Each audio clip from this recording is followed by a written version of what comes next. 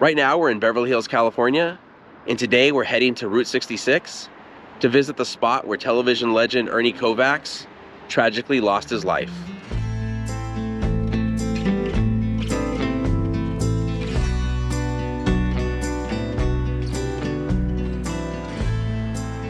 Hey everyone, welcome to Sidetrack Adventures. This is Steve.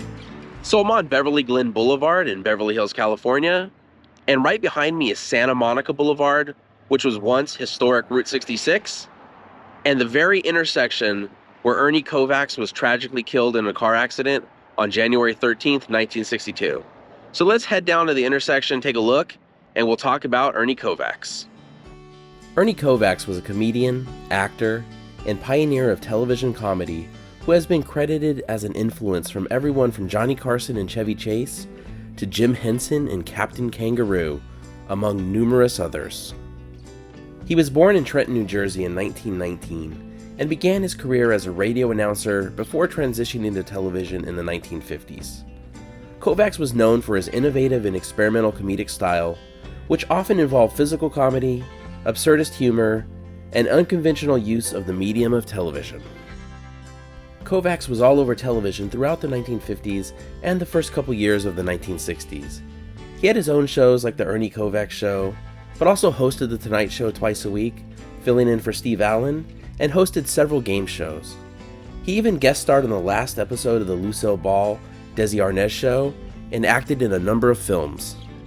On January 12, 1962, Kovacs, along with his wife Edie Adams, was attending a baby shower for Milton Berle's newly adopted son. He left the shower at about 1:20 a.m. on the 13th, with him and his wife taking different cars home. Kovacs was driving a 1962 Chevy Corvair, a car that was featured in the book Unsafe at Any Speed for its poor safety record. So right now we're driving down Beverly Glen towards Santa Monica, the same path Kovacs was driving that night. The accident happened around 1:30 a.m. and there were no witnesses to say exactly what happened. There had apparently been some rain earlier, so the roads were damp, and based on the pictures of the car, I'd say there was no way speed wasn't involved. Unfortunately, the streets look totally different now than they did in 1962. There used to be train tracks that went right down the middle of Santa Monica Boulevard and went over this intersection on a bridge. But after driving down Beverly Glen, Kovacs made his left on Santa Monica, and the car spun out in such a way that the driver's side of Kovacs' car hit a pole and wrapped around it. Here's a better look at the intersection. In 1962, Santa Monica Boulevard was still part of Route 66. I'm a big fan of Route 66 and its history, good and bad, and along with the auto accident that took Sammy Davis Jr.'s eye, Kovacs' crash is probably the most famous accident to happen on Route 66. So we've made it to the crash site. I don't think there's any sort of marker or anything for it, but let's check it out and find out. Here's a look back towards Beverly Glen. I should probably say this is maybe the crash site. I mentioned the train tracks in the middle of Santa Monica Boulevard. It's possible the accident would have happened on the north side of the tracks in what is now a lane of traffic. But if there's anything marking the site, it's not going to be in the middle of the road.